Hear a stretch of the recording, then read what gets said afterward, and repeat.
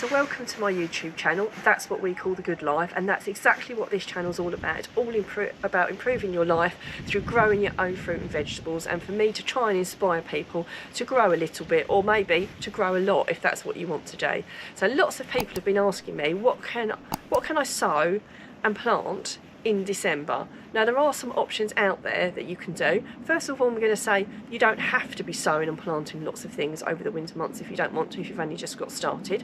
So I'm just going to give you a few options of the things you could be doing, and then you can choose a few that you want to work with. Now I've already started off my garlic and my onion sets, so they're already out on my allotment, and they've been out about a month or so now. So if you've not started off some garlic and some onion sets, you could do that. Obviously you need to get the overwintering onions. There is a video that you can watch on that, which we can link to this, where you can see how you plant those. The other thing you could be doing, which I've already started off, are my peas and broad beans. You don't have to plant them at this time of the year. You can wait until the spring, but it gives you a little bit of a head start. So I've got some lovely early onward peas here and some aquadulse broad beans.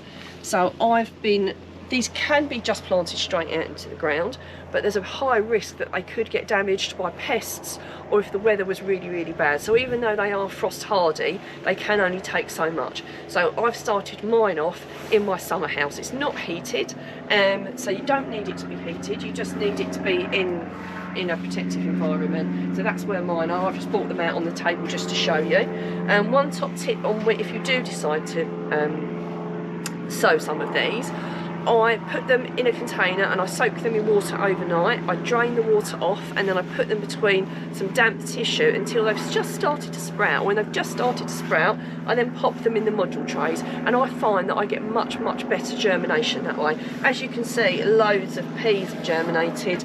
The broad beans have pretty much, and if they haven't, you can see that the soil's just starting to lift, so they are just about to pop out and start to grow. So that's absolutely fantastic. With the peas, you can eat them as little pea shoots as well. I'm hoping to bring these on and actually get some peas from them, but I might take the odd shoots off them just to pop into salads and things. So it's your choice whether you just eat the shoots off of them or whether you want to take them on a little bit further.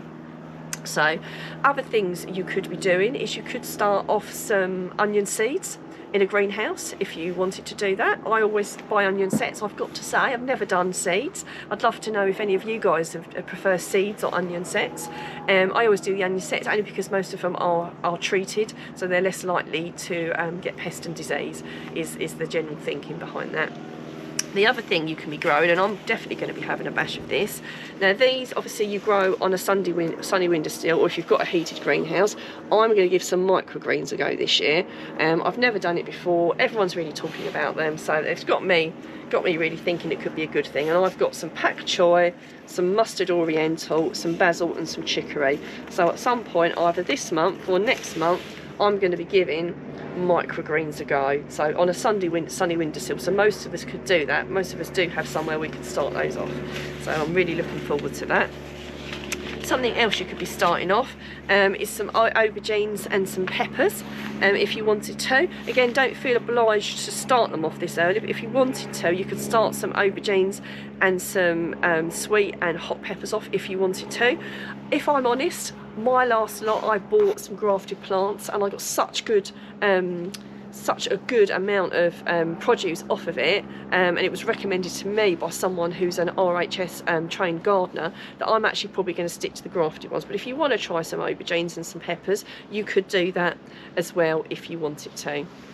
So something else you could be starting off is some winter lettuce. I've got some mixed salad leaves there and some rocket you could start off. Lamb's lettuce is another particularly good one, which you could start off. You'd obviously need to start it off, I would start it off on a windowsill, on a sunny windowsill if I'm honest, and then you could prick them out and then bring them on a little bit more. I do hope that that's given you some ideas of things that you could be planting if you wanted to. I'd love to hear what you're planting, whether there's something that you plant every year that you really love planting at this time of year, or whether there's something you're doing for the first time. If you've enjoyed this video, if you could please give us a like and tell us what you liked best.